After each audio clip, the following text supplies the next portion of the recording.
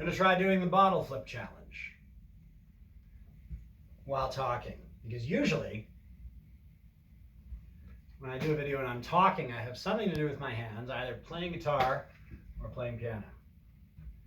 But I left my guitar back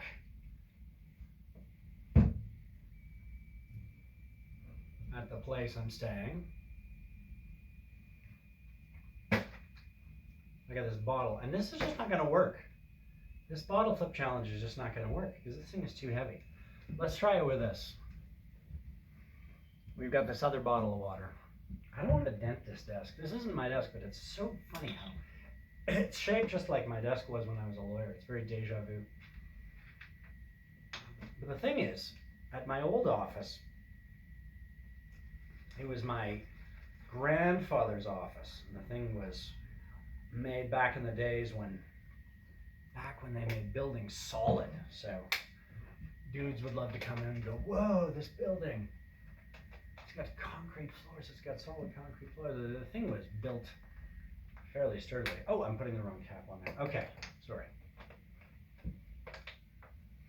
My goodness. So my kids would do this all the time, the bottle flip challenge. I got absolutely no finesse for it.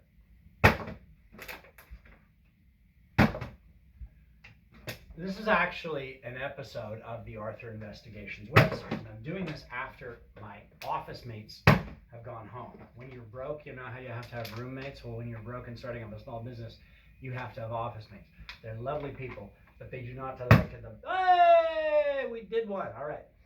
My office mates do not like the noise and the bottle flip challenge, and they're getting ready for a marathon in Watchers tomorrow. I'm gonna be up writing this stupid episode that 200 people are going to watch, and my office mates are going to have me run a marathon. Well, it's not a marathon, it's 10 kilometers. So what is that even? That's like a sixth? That's like a sixth of a marathon, isn't it? A 1/6 marathon running tomorrow, folks. I'm going to be up flipping water bottles all night. Anyway, so I kind of feel good, but a little daunted, because this is a big project that I'm undertaking. This is my law degree behind it. That's an actual law degree. But there's a lot of, in this show, there's a lot of blurring the lines between what's real and what's fake. Because that's the only way I can actually get my mind into it. If I try to make it all real, it's too depressing. If I try to make it all fake, I feel like I lose any connection to the real world. And then if I lose any connection to the real world, I just wind up just singing, being a dreamer and singing love songs all the time, which is a great way to go through life. Boris Grebenshchikov had a line about that. How does it go? Мне снилось один такой сон, что я иду весел, не брит, пьяный, влюбленный, пою песни, распространяя вокруг себя святая сладость. And of course we all know what that means. No, we don't know what that means. But anyway, so if I don't have any grounding in what's real at all, if I don't have some actual based on a true story to this show that we're doing, then I just fly off into, I'm Wordsworth with the daisies. But there's actual work that we have to do. We're actually starting a real honest to goodness business. Although when you're doing it in a climate like this, it just takes forever. It just takes forever to get started up. And you don't have a lot of support at the beginning. You got to get something going. And so that's what we're getting going. Something that's kind of half theoretical and half real, blurring the lines between those two things. I should try another bottle flip challenge here. So the idea is, for the show, I actually have somebody that I would consider like a co-creator of the show. But the co-creator is camera shy, and he is fine being famous, but he doesn't want to be famous in this sort of way. So I guess it's more like a Stephen Merchant. He wants to be like a Stephen Merchant, and I'm the Ricky Gervais. Or he wants to be the Larry David in the Seinfeld thing. He wants to be behind the scenes. My little joke is that in the series, I'm Sherlock Holmes, and he's Mycroft Holmes. So you guys can look that one up. So it's good to have somebody that you're working with But when you're on camera, you kind of look strange when you're talking to yourself all the time. You know, if proconsul he goes by proconsul. Yeah, revolutionaries have these weird names. My name's actually Davin, but some revolutionaries, you know, like Lenin, Trotsky. A lot of people don't know those weren't their actual names. So my co-founder's name, his revolutionary name is proconsul. He doesn't want to be on camera, but he really does exist. So I feel like there's that great joke by Patrice O'Neill about Seth MacFarlane. So the problem with Seth is he don't have a partner. You need a partner. Like the South Park guys or Hanna-Barbera. We all remember that story about how Barbera said that he was bigger than Yogi and Hanna slapped the shit out of him for saying that. Seth needs a Hanna. I got it mixed up. But slap him and slap him twice. Anyway, so like it's good to have somebody that you're working with, but when I'm in front of the camera, I still have to be all alone. So that's maybe why I'm doing the bottle flip challenge. Just give myself a little, something to do. That was pretty close. That one was pretty close. And so what I'm working on this weekend in the middle of July, when I should be out at the beach running a speedboat like my dad used to do when he was 43.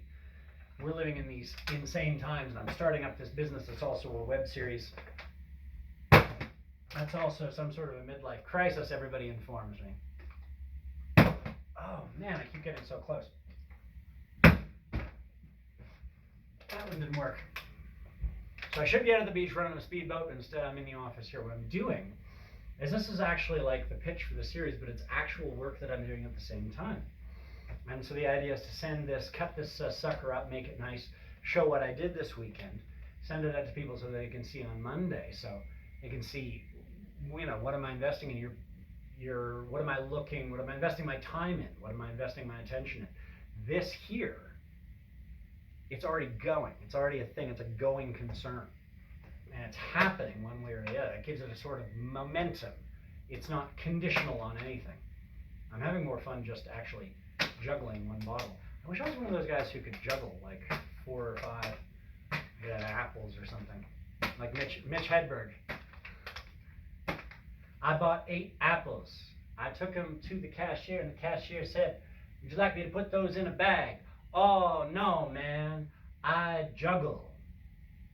But I only juggle up to 8 apples. So if you ever see me in here buying 9 apples, bag them up." That was Mitch Hedberg.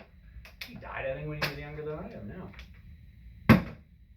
So we're working on the case of Ron Mills, who's an actual guy, an actual judge. But the way that I'm framing this in my mind, so I can get through this weekend when I really want to be at the beach, but I really have to be working. So how do I force myself to stay in this awful gimcrack and plastic and sheep's hair office building when I want to be at the beach while I work on this concept? The idea is Ron Mills is a judge, and let's say in the show or in real life, this guy committed an act of judicial fraud. He ran a rigged court proceeding, a preordained court proceeding. We don't know who he was in cahoots with, but it was cahoots written all over it. Cahoots, cahoots, cahoots. This guy. And Arthur Investigation had a man undercover, a man under deep cover, so deep it was 15 years undercover. He was a spy for Arthur Investigations. He went so deep that he did 3 years of law school, 1 year of articling, about 14 years of private practice, enrolled in the Law Society. We've signed his name to the bar. You can go see it. It's on there, like somebody said Louis Riel once signed the rolls in the House of Commons. I don't know. That one came from Pierre Berton, people. Can we really believe anything Pierre Berton says? Of course we can. Pierre Berton was fantastic. He and Gord Lightfoot, I hear, were like this. They both really loved Canadian history. Anyway, so Ron Mills engages in this act of judicial fraud, like the other instances of judicial fraud in Canadian history. No, there have never been any instances of judicial fraud in Canadian history. It just hasn't happened. So we at Arthur Investigation, in this little web series, are potentially breaking a really effing big story.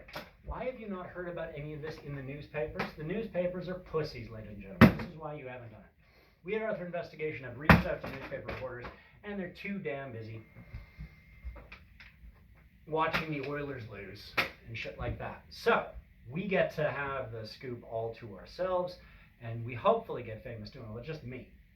The other, as I say, proconsul does not wish to get famous, and that's absolutely fine. So the plan, what I'm going to be doing this weekend is actually drafting the documents that go into this. And the point of the documents is actually to get sort of secret Nixon-like tapes. So the court that we're dealing with, where this judge works, Ron Mills, it doesn't really matter. The technical stuff doesn't really matter. I'm not going to bore our viewers with that. But the true story is, it's a little Nixon-like. I don't know if anybody remembers the story of Nixon and his secret tapes. He had his whole Oval Office wired for sound because he just liked to do that and taped everything that happened. So when the Watergate scandal hit, it became known that he had these tapes of everything that happened, and Congress subpoenaed them. It became a huge, huge story. And everybody, remarked about how, it was the engineer hoist with his own petard, It was Nixon's, maybe his secretive, maybe his paranoid nature ended up being part of the key to his downfall. He didn't have to record himself. This is what the court was doing in the Ron Mills case. So when Mills engages in this piece of judicial fraud where he's in cahoots with somebody, rigs up a phony court hearing, just with the idea of, dragging the good name of Saskatchewan justice through the mud. I think Saskatchewan justice doesn't have such a good name, but we don't like to see it dragged through the mud like that. While he's in court, it's being recorded. There are microphones up in front of everybody. There's a recording machine going. Everybody knows it's being recorded. But then court doesn't quite go the way Mills wants it to. And that's the hard part. Like, you remember how there was that, I think the guy's name was Donahue. I'm sorry I'm getting that wrong, but the NBA had a referee corruption scandal where the refs were, receiving monetary benefits to influence games, or I guess Donahue claimed it was something less blameworthy than that, but bad stuff was going on. That happened in the NBA, and I forget where I was going with that. But anyway, Donahue sort of was the first referee that I remember in a major sport getting publicly nailed over gambling. So hopefully what we're working on here is sort of a big first moment like that, like Donnie. Maybe there were other instances of NBA referees, but that was a big bombshell. So we're trying to shoot for a big bombshell like that. And so I've been thinking all day, how do I actually draft the documents? These are actual court documents that I'm actually going to file at Justice Mills' court. And I'm going to try to get access to those secret tapes. I'm going to say to the court, on ground A, B, and C, we think the court should release the secret tapes, and the court shouldn't have secret tapes in the future. It's not kosher for a court to be having secret tapes. They don't let the people who go to court make any tapes. They make their own, and then they keep them. They keep them for their own use. That's weird, and the Mills case shows that it's now morally impermissible. You can't do that anymore. Because what Mills showed is that if you let judges have a courtroom where they can make a secret tape, they can keep it apart from everybody else, nobody else can listen to the thing, that means that gives that judge sole narrative control over what happens in court. And the way court goes is very important. That's why they used to have court reporters. That's why when you see old court movies, there's always somebody taking down everything. Read the record back, because you want to know a blow-by-blow of everything that happened in court. We have that technology. We have that court reporter. It's virtual, and everybody knows that with the voice-text technology we've got a court reporter in every courtroom that's just recording transcripts of court only for the court. Now, that's bad enough, but what Mills proved is that if you let judges do that, like 1,000 monkeys typing 1,000 typewriters for 1,000 years, eventually one of them is going to write a corruption story, and that's what Mills did. So he was under orders to say, court goes ahead on this day, come hell or high water, we're going ahead with court on this particular day, it had to happen. Refuse any request for an adjournment. So he receives a request for an adjournment, refuses all requests for an adjournment, barrels ahead with court. Then when he's doing the write-up, when he's writing his decision, he does a blow-by-blow of what happened in court. And lo and behold, what does Justice Mills write? Oh, at no time do I recall the party ever asking for an adjournment for the purpose of filing evidence. Well, the problem is that the undercover agent that we have actually has an undercover tape recording, which proves that's a goddamn filthy lie. And so, but who's telling the truth? Is the undercover agent telling the truth? Because did the surreptitious tape, is that accurate?